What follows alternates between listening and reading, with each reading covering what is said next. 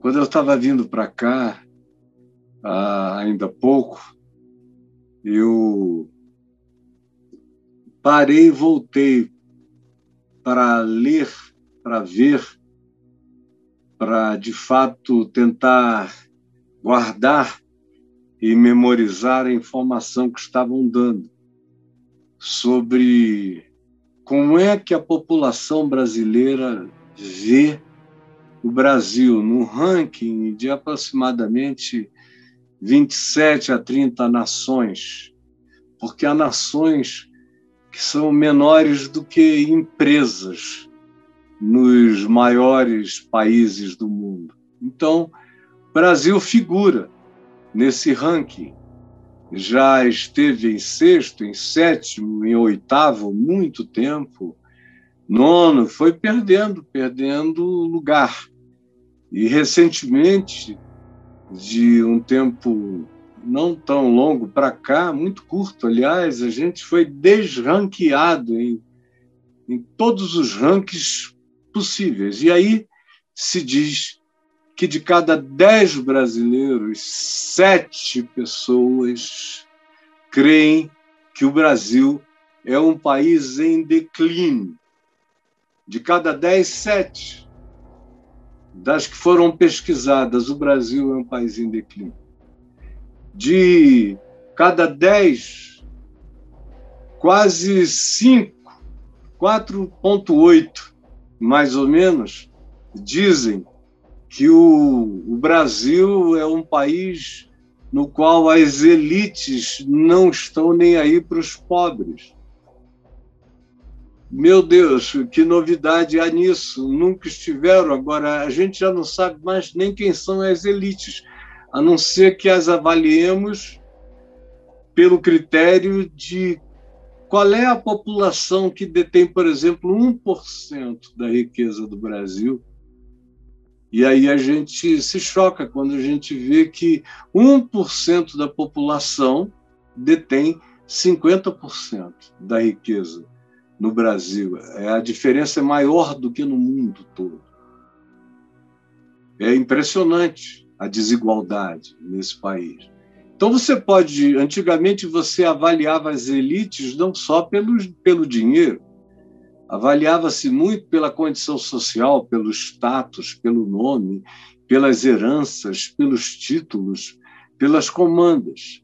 Hoje a gente tem que avaliar pelo poder financeiro, e aí mudou tudo. Os ricos de um dia são os obscuros, ou se não tão obscuros, mas já não são as elites de agora. Tem um outro modo também de avaliar elites. São as elites do conhecimento, da academia. Acerca deles não se pode dizer que eles não estão nem aí para os pobres, porque são os que mais pesquisam a existência dos pobres. Podem até não estar engajados com a luta e angústia do pobre, mas elite do Brasil é algo que vai ficando cada vez mais difuso, a menos que você defina que vai avaliar pela renda per capita de cada indivíduo, que, a meu ver, é a única maneira de o fazer. E dizer que eles não estão preocupados com a gente é óbvio. Nem eles, nem o Estado brasileiro, nem o Congresso Nacional não estão. As elites não são apenas os que têm os dinheiros, são também os que detêm o poder de decidir, de legislar, de criar novas formas de tributar, de percentualizar, de tudo isso. É óbvio. E aí, o que me impressionou mesmo foi que 7,8, teoricamente, de cada 10 brasileiros entrevistados, ou 7,4, dizem que a solução está em se ter no Brasil um líder forte, que controle tudo e ponha tudo no caminho.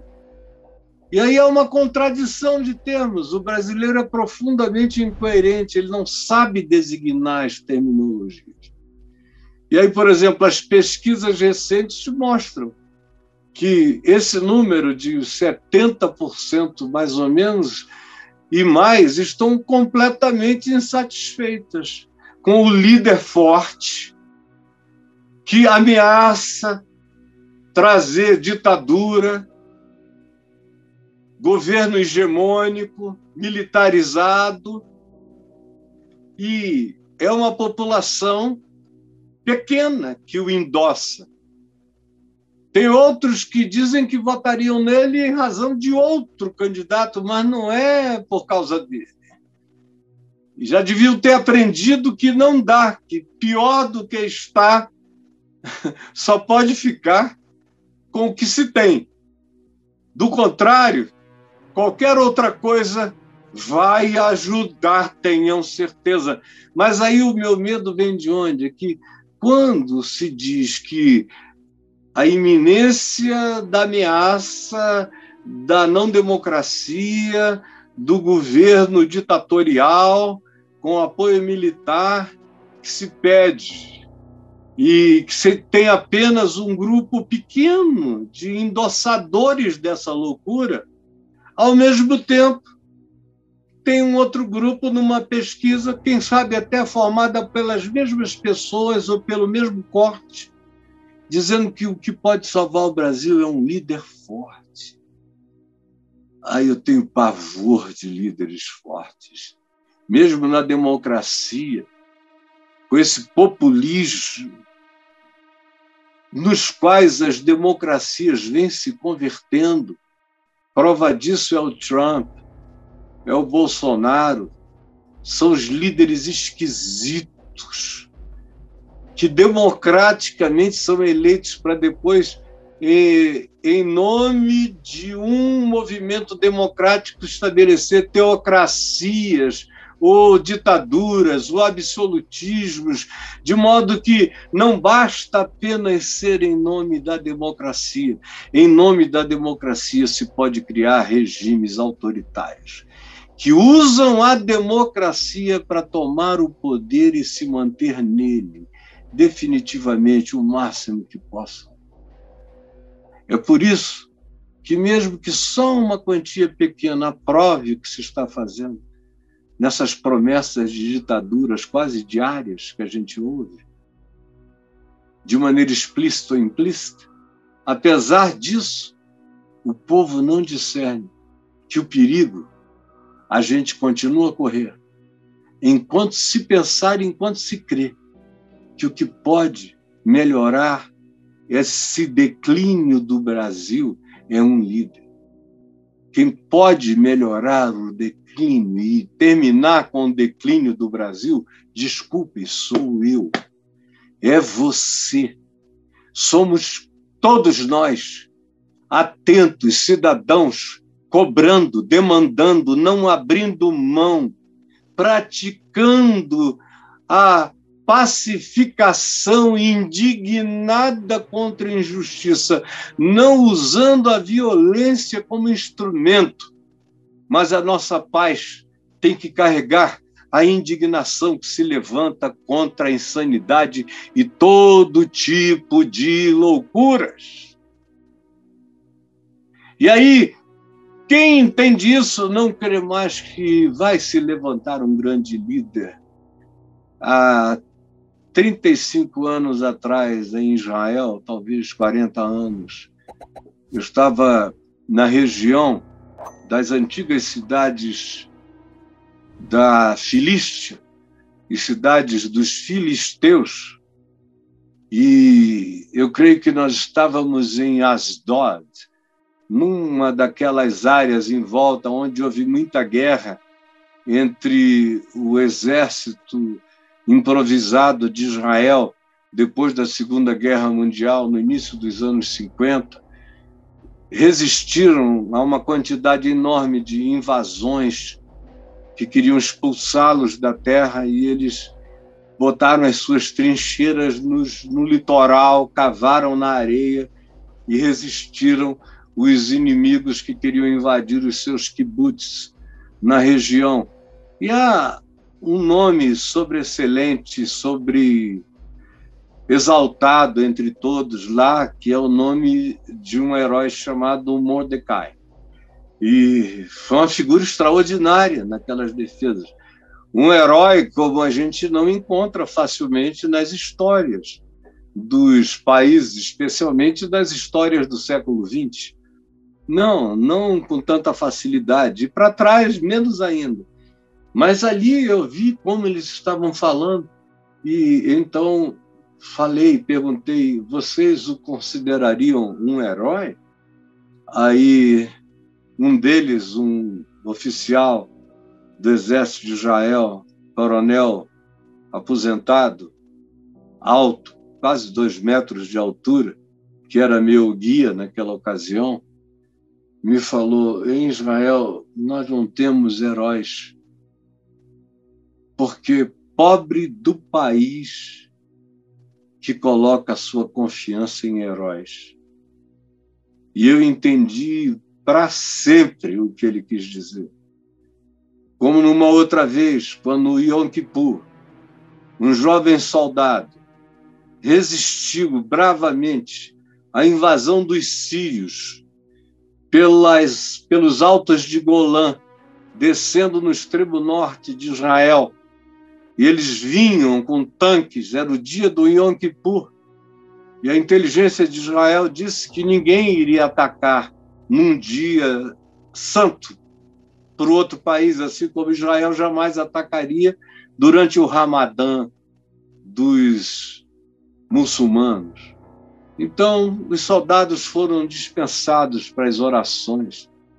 E um soldado que ficou para trás viu os tanques sírios descendo e ele pegou a metralhadora dele e tudo mais que ele conseguiu e atravessou um tanque no meio da estrada, jogou barricadas, fez fogo, pegou o máximo de armas e ficou lá de trás, mandando bala, segurando os sírios com tudo que ele podia, bazuca, tudo que ele conseguia.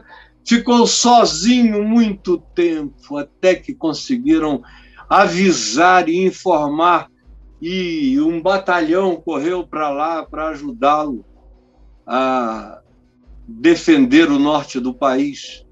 Ele salvou o país de ser tomado no norte, e aí começaria uma coisa muito mais complexa.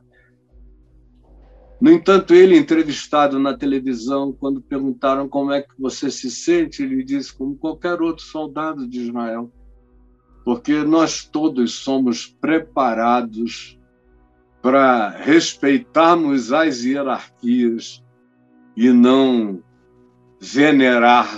venerarmos personas humanas.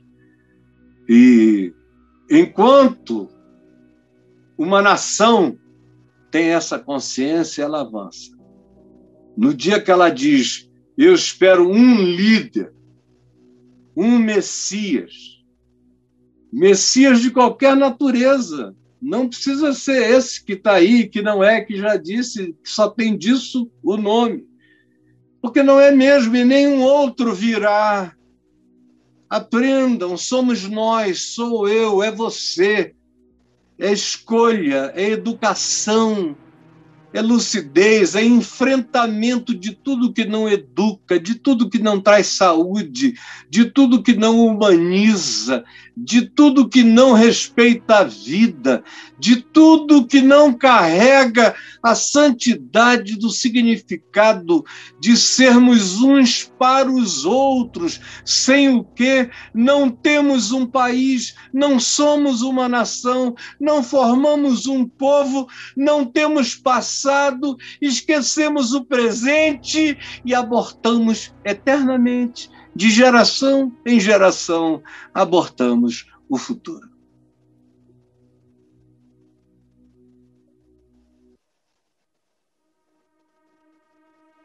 Daqui a mais 3 anos e tanto, eu faço 70 anos.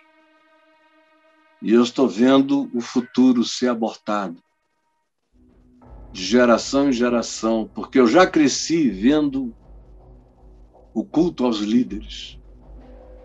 Antes do golpe militar, os líderes eram cultuados. Regionalmente, na minha terra, Gilberto Mestrinho e Plínio Coelho. E você vai em cada lugar do norte e do nordeste, era culto aos coronéis políticos. E aqui também, porque que a gente tem um Getúlio Vargas, que, entre outras coisas, também foi um ditador, que suspendeu, que fez o AI-5 possível dos dias dele. Mas nós temos uma situação tão ruim que até aquilo que não deveria ser louvado é mitificado entre nós. E as figuras subsequentes.